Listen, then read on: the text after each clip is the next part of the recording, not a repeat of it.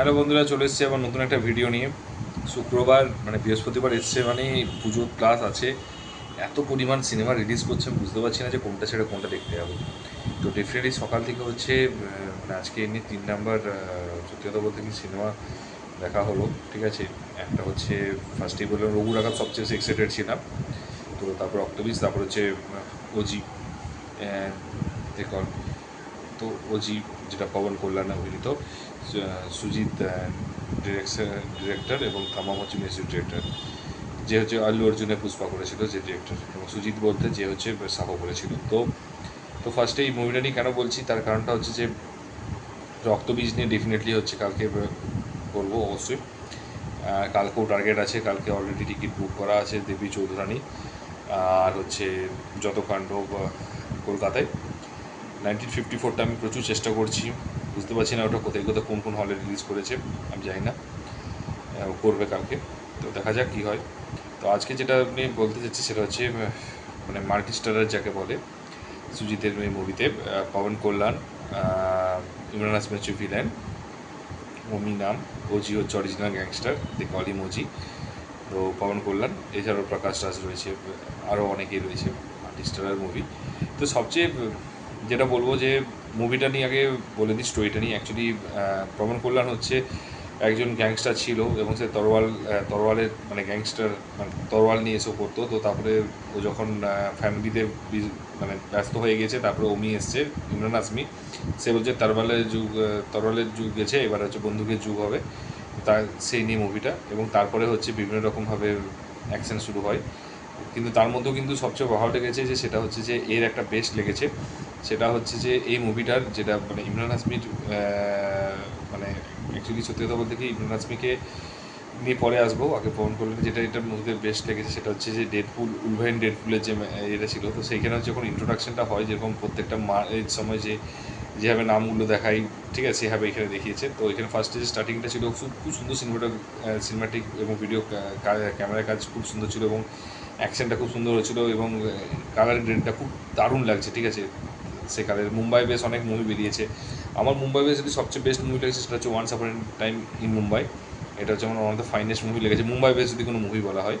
Mumbai gangster base যদি কোনো movie, আমারটা সবচেয়ে সুন্দর লেগেছে, এবং সব খুব সুন্দর মিলান লুথরিয়ার মুভি। বাট হ্যাঁ, তারপরে মুভিটা definitely once upon Mumbai Dobara শোয়েবের জায়গাটায় ইমরান হাসমির জায়গায় অক্ষয় কুমারকে নিয়ে আতে খুব একটা আমার ভালো লাগেনি। তো যাই হোক, তো পবন কল্যাণকে অ্যাকচুয়ালি বহুদিন পরে আবতারে দেখা গেছে, এবং মানে পবন কল্যাণের এন্ট্রি, অ্যাকশন, মিউজিক এবং তার যে এনার্জি যেটা রয়েছে সেটা অসাধারণ রয়েছে, দারুণ রয়েছে। এবং তার সাথে হচ্ছে ইন্টারভেল সিনটা একটা খুব সুন্দর লেগেছে। ইভেন সবাইকে হারিয়ে দিয়েছে সেটা, এবং তার সাথে ইমোশনাল একটা যে ক্যারেক্টার রয়েছে, যে একটা পার্ট রয়েছে ফ্যামিলির সাথে, তার ওয়াইফের সাথে, সেই ইমোশনাল ক্যারেক্টারটাও কিন্তু খুব সুন্দর করে ম্যাচ করেছে, এবং দারুণ লেগেছে জায়গাটাতে। এবং তারপরে আসছে ইমরান হাসমির এন্ট্রি। ইমরান হাসমি মানে পুরো আক্কা বলিউড এক সাইড আর ইমরান হাসমি এক সাইড, মানে বাস্টারটা বলিউডে দেখা গিয়েছে। তো ইমরান হাসমির জাস্ট লুকটা জাস্ট ফ্যান্টাস্টিক, মানে ফ্যাবুলাস যাকে বলে। মানে ওয়ান সামারের মুম্বাইটার কথা মনে পড়ে গেল, এবং লুকটা যেটা দিয়েছে ডেঞ্জারাস লুক দিয়েছে, এবং যেটুকু স্ক্রিন প্রেজেন্স, যেটুকু সময় পেয়েছে সেটুকু একদম আগুন করে দিয়েছে। কিন্তু দুঃখের বিষয় হচ্ছে ডিরেক্টর ইমরান হাসমিকে অতটা স্পেস দেয়নি যতটা হচ্ছে পুরো মুভিটা পবন কল্যাণ বেস করে দিয়েছে। কিন্তু ইমরান হাসমির যেটুকু জায়গা দিয়েছে, যেটুকু লেভেল দিয়েছে, আলাদাই কাজ করেছে। এবং আমি এটুকু বলতে চাইছি, নর্থ ইন্ডিয়াতে যারা আছে বসে, তারা অ্যাটলিস্ট ইমরান হাসমির জন্য হলেও দেখতে হবে, যারা বহুদিন ধরে ইমরান হাসমির ফ্যান মানে আছে, এবং তারা ঠিকঠাক করে মুভি দেখতে পাচ্ছে না। এবং সত্যি কথা বলতে যখন ইমরান হাসমিকে এন্ট্রিটা দিল, ও যখন ব্যাকগ্রাউন্ড মিউজিকটা বাজলো, তখন মনে হলো ভাই যাক পাওয়া গিয়েছে, ইমরান হাসমিকে অ্যাকচুয়ালি নর্থ হচ্ছে সাউথ ইন্ডিয়া হচ্ছে ভালো করে ইউজ করেছে। কিন্তু বিশ্বাস করো, সেই হার্ট হলাম, একই জিনিস হার্ট হয়ে গেলাম। মানে এত খারাপ লাগছে যে ইমরান হাসমিকে ঠিকঠাক ইউজই করতে পারলো না। এত সুন্দর লুক, এত সুন্দর গ্যাংস্টারবেলা, এত সুন্দর ডায়লগ ডেলিভারি, কিন্তু ইউজ করতে পারলো না। তো এটাই খারাপ লাগে ডে এন্ডে অ্যাকচুয়ালি ইমরান হাসমির জন্য। কারণ ইমরান হাসমির ফ্যান আমি, ডাইহার্ড ফ্যান। মানে শাহরুখ খানের পর যদি কাউকে পছন্দ হতো সেটা হচ্ছে ইমরান হাসমি আর অক্ষয় কুমার। তো খুব খুব কষ্ট লাগলো। পবন কল্যাণ খুব বড় সাউথ ইন্ডিয়ান ডাইহার্ড ফ্যান নয়, ডেফিনেটলি আমি বলে দিচ্ছি একটা কথা। তো যাই হোক, এবং এত সুন্দর মিউজিক ডিরেকশন করেছে, মানে তাতে ভেবেছিলাম যে হয়তো কিছুটা মানে দারুণ করবে হয়তো, কিন্তু এক্সপেকটেশন মানে সেট করে ফেলেছিলাম, বাট এক্সপেকটেশন ম্যাচ করতে পারেনি। তো এই গেল ইমরান হাসমির ব্যাপারে। এবং খাবনি কাস্টদেরকেও খুব একটা কাজ বিশাল কিছু দেয়নি, বিশাল কিছু রোল দেয়নি। তো এইখানে হচ্ছে স্ক্রিন প্লেসটা দেওয়া উচিত ছিল অ্যাকচুয়ালি, কারণ পবন কল্যাণে তুমি ডাইহার্ড ফ্যান মানছি, কিন্তু তাহলে তাকে একটু বাকি সব অ্যাক্টরকে যদি একটু স্পেস দিলে হয়তো সিনেমাটা আরও ভালো হতো। প্রত্যেকটা মানুষের অ্যাক্টিং খুব সুন্দর হয়েছে, অ্যাকসেন্ট দুর্ধর্ষ হয়েছে, মিউজিক যে সত্যি কথা বলতে অনিরুদ্ধের পর যদি তমাম আরেকজন উঠছে, এবং আমি বলতে পারি যে এও কিন্তু অনিরুদ্ধের লেভেলেই যাবে। এবং তারপরে হচ্ছে ইমরান হাসমিনের অ্যাক্টিং তো মানে কথা নেই, ঠিক আছে।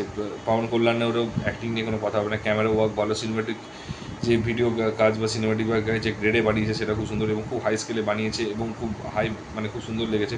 কিন্তু ওই যে ডে এন্ডে একটা জিনিস, সুজিত প্রচুর চেষ্টা করেছে, সুজিতের দিক থেকে প্রচণ্ড মানে ডিরেকশন করে চেষ্টা করেছে, বাট স্টোরি উইক। প্রবলেম এটাই, স্টোরি উইক। বাকি কিন্তু ওয়ান টাইম পুরো মাস মশালা মুভি লেগেছে, কিন্তু ওয়ান টাইম ওয়াচেবল, এনজয় করবে, হলে যতক্ষণ থাকবে তখন এনজয় করবে, এবং দারুণ মানে ইয়ে রয়েছে। কিন্তু স্টোরিটাই একমাত্র হচ্ছে মার খাইয়ে দিয়েছে। এবং সত্যি কথা বলতে কি এবছর আমি অবাক হয়েছি, কার্তিক সুবারাজ হচ্ছে রেট্রো করেছে, সেটাও মানে এক্সপেকটেশন মিট করেনি, ফ্লপ হয়েছে। কুলি লোকেশ কানেকরাজের রিসেন্ট, সেটাও হিট করতে পারলো না। এয়ার মুরগাডোস দুখানা শিবকার্তিকের সাথে হচ্ছে মাদ্রাসি, এবং হচ্ছে সলমান খানের সাথে সিকান্দার, সেটাও মার খেয়ে গেল। তো মানে এবছর যেই হচ্ছে মুভি করছে, সত্যি কথা বলতে কি তার তার কাছ থেকেই মানে এক্সপেকটেশন। ইভেন মানিরত্নম যে এত পুরনো ডিরেক্টর, সেও কিন্তু সেম জিনিস থাকলে, কমল হাসানের মতো এত বড় একটা অ্যাক্টর এবং এত সুন্দর ডিরেক্টর, খুব তাও কিন্তু সেই মার খাওয়ার মতো কেস হয়ে গেল। মানে মানে অ্যাকচুয়ালি খারাপ লাগছে জিনিসগুলো দেখতে, কারণ এত বড় একটা ডিরেক্টরের এই লেভেলের কাজ দেখে। তো যাই হোক, আলটিমেটলি এক্সপেকটেশনটা যেটা ছিল সেটা হয়নি, কিন্তু একটা জিনিস কি এনজয় হয়েছে, মাস রয়েছে সমস্ত, স্টোরি ছাড়া কিন্তু সমস্ত মিউজিক রয়েছে, লুকস রয়েছে, অ্যাক্টিং রয়েছে, এবং এবং সবচেয়ে বড় কথা হচ্ছে যে এর সবচেয়ে ফার্স্ট জিনিস হচ্ছে এর ইন্টারভেল, মানে ফার্স্ট হাফ দারুণ এনগেজিং রেখেছে, সেকেন্ড হাফ থেকে অ্যাকচুয়ালি ফ্লপ পাওয়া যাচ্ছে এবং আস্তে আস্তে হারিয়ে ফেললো রাস্তাটা। এবং এবং কিন্তু হ্যাঁ, সেকেন্ড হাফে একটা দুটো জিনিসের সবচেয়ে ইন্টারেস্টিং একটা হচ্ছে জাপানিজ কানেকশন, এবং সাহুর সাথে, সাহু প্রভাসের যদি কেউ মনে রাখে, বাহুবলীর পর প্রভাসের সাহু যে মুভিটা আছে, সাহু মুভিটার সাথে কিন্তু এটা লিঙ্ক করছে, এবং এটাও যা বোঝা যায় সুজিত সিনেমাটিক ইউনিভার্স কিন্তু একটা ক্রিয়েট হচ্ছে আস্তে আস্তে করে, বোঝা গেল। তো যাই হোক, আমার মুভিটা কিন্তু ভালো লেগেছে, যদিও কলকাতায় খুব কম হলে চলছে, কারণ এতগুলো বাংলা সিনেমার বাল্কে রিলিজ করছে দুর্গাপুজোর জন্য, তো প্রচুর সাফার করে দেখতে হয়েছে। তো যাই হোক, তোমরা যদি দেখে থাকো কেমন লেগেছে অবশ্যই জানিও, এবং যদি ভিডিওটা ভালো লাগে একটু হচ্ছে লাইক কমেন্ট শেয়ার করে দিও বন্ধুদের মধ্যে। চ্যানেলটা ডেফিনেটলি নতুন হবে তুমি, তো একটু সাবস্ক্রাইবটা করে দিও। তো দেখা হচ্ছে নেক্সট ভিডিওতে, ভালো থেকো। এবং কালকে রক্তবীজের মুভি রিভিউ নিয়ে আসছি, রক্তবীজ 2 এর। দেখা হচ্ছে কালকে। Take care, tata, bye by.